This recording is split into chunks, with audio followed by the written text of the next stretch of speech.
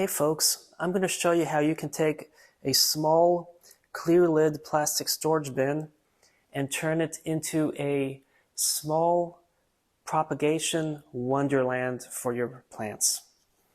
So, the first thing you want to do is take off the lid, and you can choose to either pour water first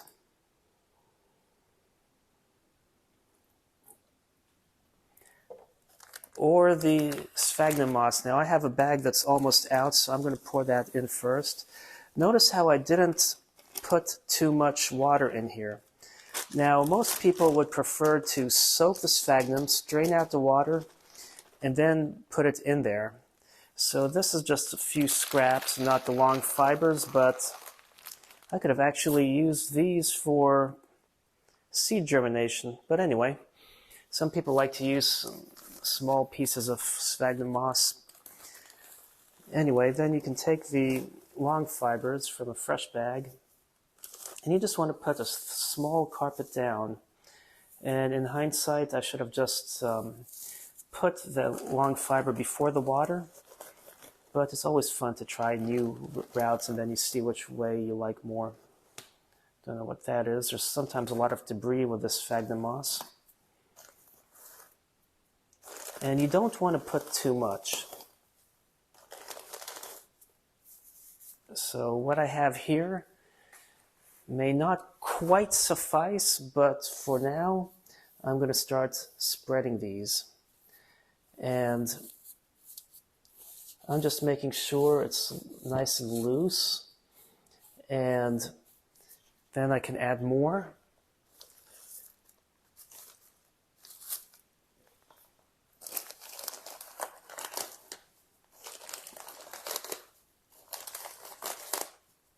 Sometimes you find bags that have a lot of debris, other times you don't, and I was at one Lowe's and they were out. I went to another Lowe's and lo and behold, they were seemingly out. I looked from the side of the rack because it was at the end of a row versus along the row, and lo and behold, there was one wedged way in the back that I found something to knock it down to the back, remove things from the below, and have it. Now you see the moss is floating until it gets soaked. That's why I did not put a lot of water. The last thing you want to do is have this sitting in water. You want it wet, but not drowning. And that is why a lot of people prefer to soak it, strain the excess water, and then use it versus my method. But out of convenience, I'm doing it that way. As long as you're careful, you'll be fine, but I don't know what this debris is that was in the sphagnum moss. So I can always add more as needed, and I'll probably will need to add a little more water, but I'm just going to go ahead and pat it down in the water to force it to start wicking up. It's funny how it has to be a little wet before it can actually start to soak in water. If it's too dry, the sphagnum will not soak in. So now that I have it just ever so lightly in there, and I can actually move the water to see, and sphagnum will soak a lot more, so I may end up actually having to add more water than what I have here. But now that I have this, don't know what that is, soaking up, I can gather the plants I want to propagate. In this terrarium, I have some Begonia lichonera on this side, Macgravia on this side, the scalloped variety, but I'm not sure what species. The leaves are kind of scalloped, that's what they mean by that. And then in the back I have a Begonia foliosa, and here a simple Pilea depressa. Now the first thing I need to do is figure out what pieces I'm going to propagate and take off to propagate. Now this piece of Macgravia that comes down the front, there's some fresh growth right here, so I'll probably cut it from here and take that segment.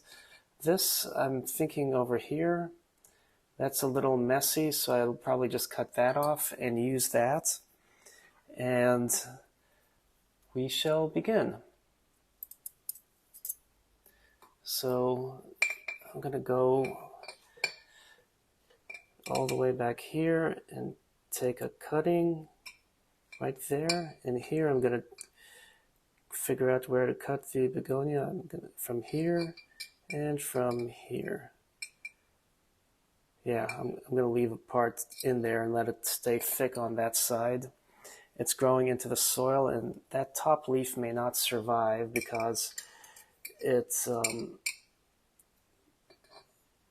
the top part going down. So I need to figure out where I'm going to cut this from. It's a little tricky because this plant, when it came to me, it was a little messy and it started to grow nicely, but that part is still messy, so it's worth removing. So I can go ahead and remove a few snippets. I thought I had cut that already from there. Did I cut a different segment? I wonder. You know, while I'm doing this, I can also remove some dead leaves. Or not, if I can reach that leaf. There we go. Okay, so back to cutting this.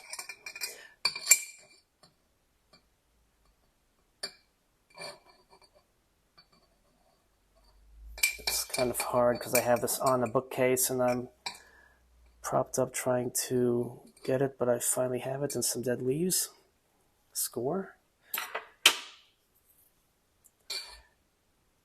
So now I have this, and I'm going to go ahead and grab that Macgravia. You can see some fresh roots, which is nice.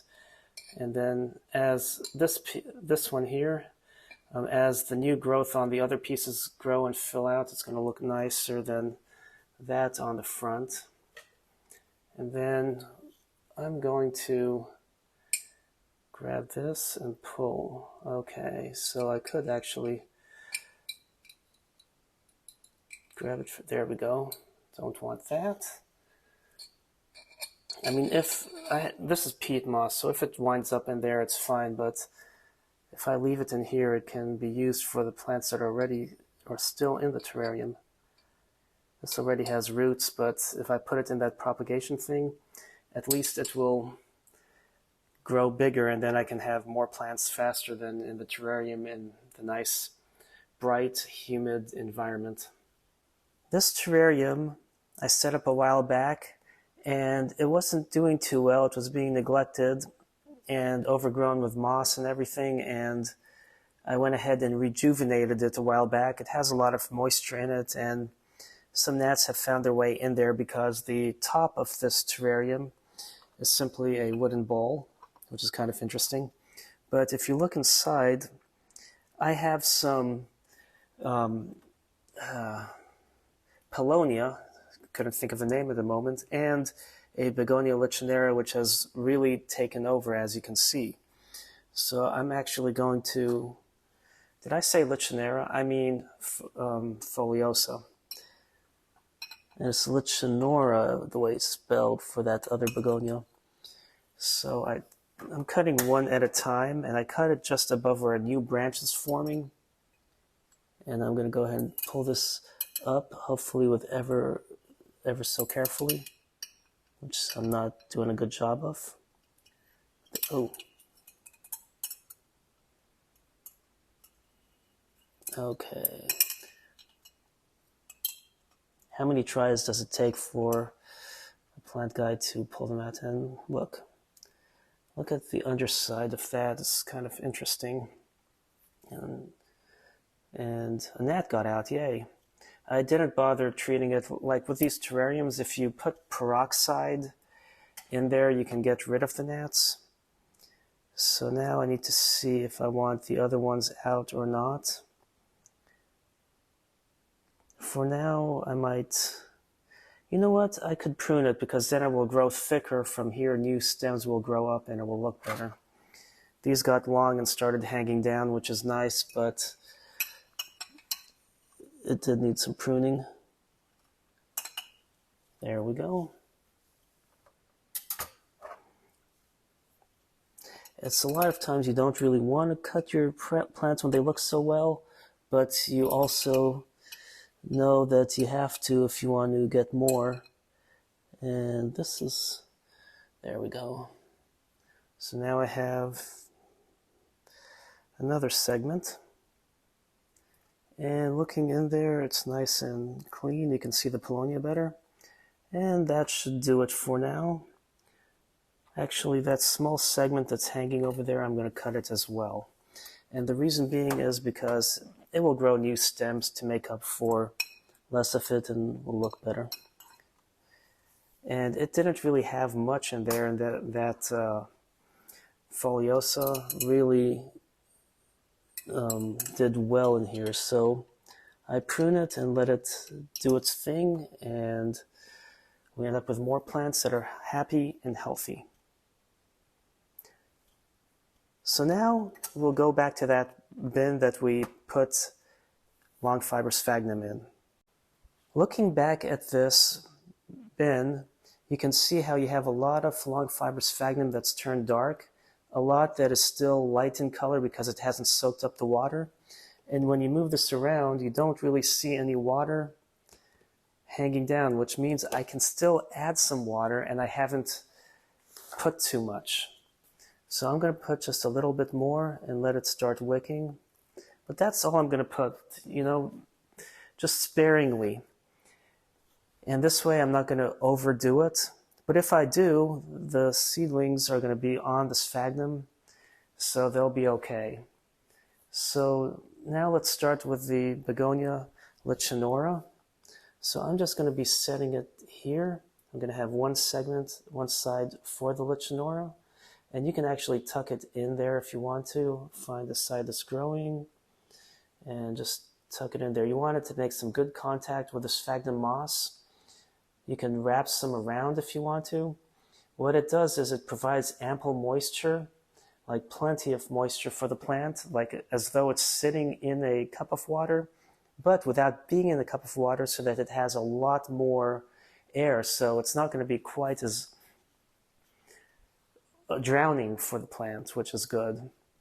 Now the Macgravia, I have some peat moss on there, so I'm going to quickly remove the excess. And I'm actually going to put that on this side. I'm just setting this on it because it's a creeping carpety plant, and hopefully it will grow branches and spread. And then the Begonia foliosa, I'm hoping this will produce numerous branches, and I'm actually going to put it back here where it's a little drier, but the stuff will soak, and the humidity and stuff, it will eventually get it. And I can actually pour and just see if, well, look at that. There's a little water, but not too much in there. And the reason is because it's already wet.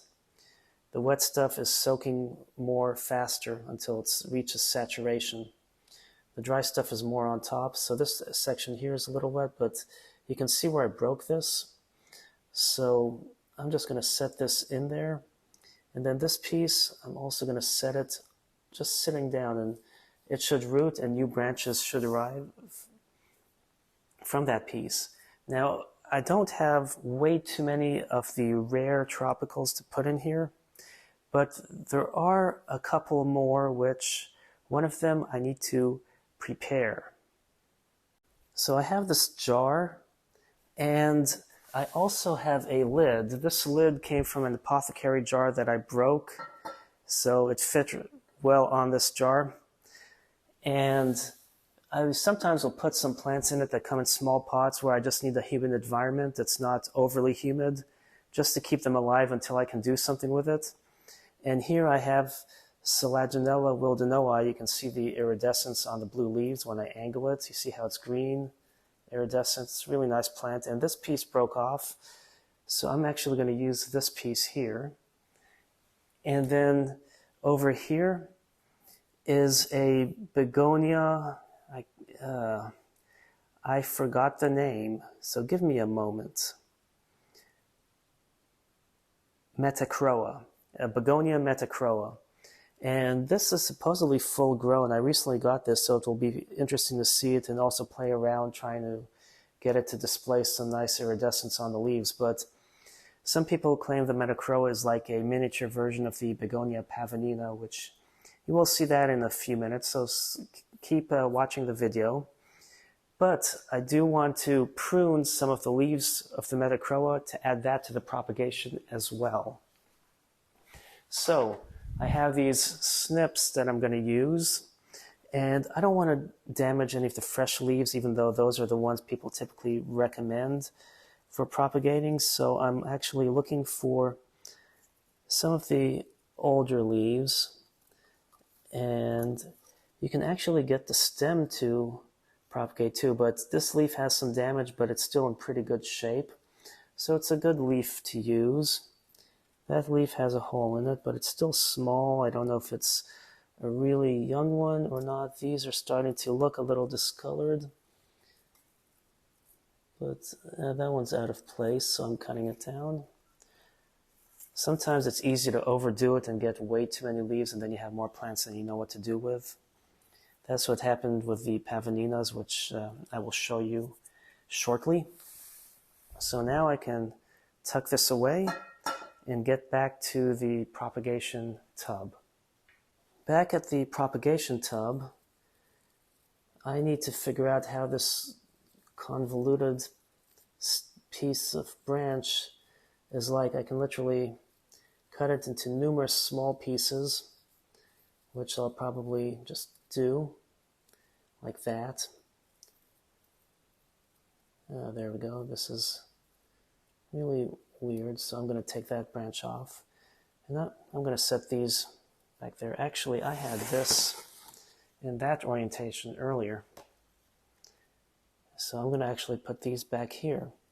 So this one's contorted, and I'm just going to, I don't know why these grew up in a twist, but anyway, hopefully they'll grow into numerous little willdenowii plantlets, because it becomes hard to figure out which side's up, which side's down with these twisted ones. I can just leave this as a wad in there probably. And I don't know if the willdenowii will enjoy the bright light, because I had a few, I put them under really bright light to propagate, but these are going to be in less than excessively bright, so they'll be fine. I can actually break these smaller branches into more just to get more little plants. It's just when you break them into really small pieces, then you end up having to wait even longer for them to mature. And also I'm going to be checking, you see there's no more water coming out the bottom, which means I can actually add a little more, because this area is still dry, and go from there. So let me add a little more water.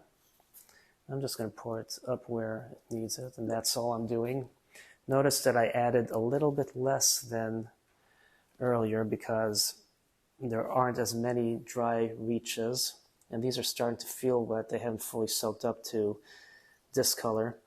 And then for the Begonia metachroa, I'm going to cut the leaf like so in a nice circle. This, I can actually leave it here, and it can grow a new plant along here and down there. It's kind of interesting. I can also cut it there. That's the interesting thing about a lot of begonias. Not the cane ones though. So I'm cutting these between the veins, if you can see. And just wedging them into the moss. I need to make sure I don't lose which side's up and down. So I put the side that goes towards the leaf node and towards the center of the plant down in the moss.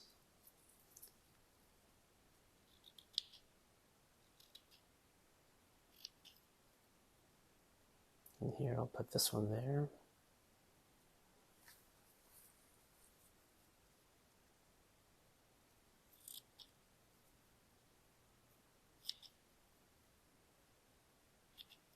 Sometimes this will die, sometimes it will grow. I'd rather just watch it grow. If it dies, I can always remove it. The nice thing about sphagnum moss is it's not very easy, or it's not as easy to produce fungus and gunk like it is with regular soil. I'm trying to see, that's dead side, that's the side medial of the plant. You can see how the vein branches out that way. So that's the side that's going down.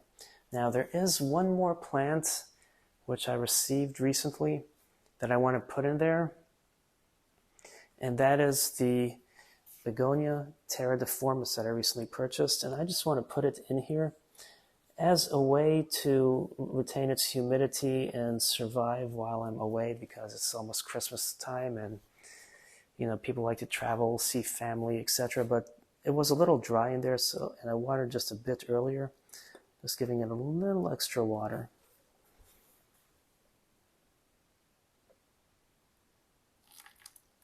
There we go. So now I can go ahead and put the lid on, and I'll set it somewhere in a moment and I'll show you what I'm going to do. But in the meantime, let me show you the other one I have.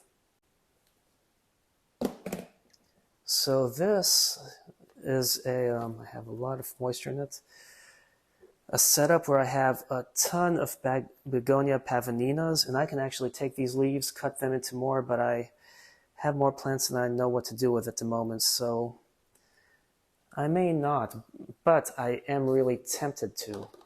So this one here that's longer, I can check. It started to root, but hasn't yet produced any leaves, you know, and stems. I can actually take that way. You can see I'm running out of space. I need to start pulling these. But even the ones with stems, like you can see here, these are more recent, but oh, I did remove the one. I had another one back there that I had plants grow from the tip of the stem, just like you can with a peperomia. And here I put a peperomia leaf, and look, the little peperomia is growing from underneath it, which is interesting. So that was like that. So that's the downside. And I'll set this here. You can see this one, the leaf died, but you have a new plantlet. So until oh wow, roots in the dead leaf. So I can remove that. And I don't see too many other dead ones. I have some dying, but like this one still has a plant growing from it and everything. This one, oh, this leaf is about rotten. There we go, it came off easily. And I have this nice begonia that's ready for planting. So now, without further ado, I'm going to put the lid back on and show you how these are going to be on my rack. So there is the grow rack.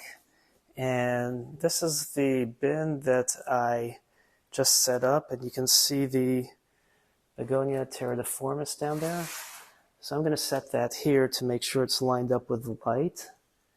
It doesn't look at it like it is from the angle of the camera, but rest assured it's directly overhead and not offset.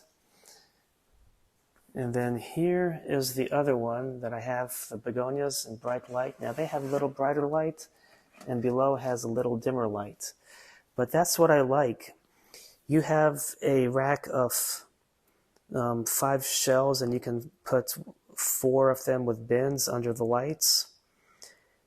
And you put like 2 bins side by side that are bigger for bigger plants, or you can stack them, and this way you end up with twice the room for propagating plants.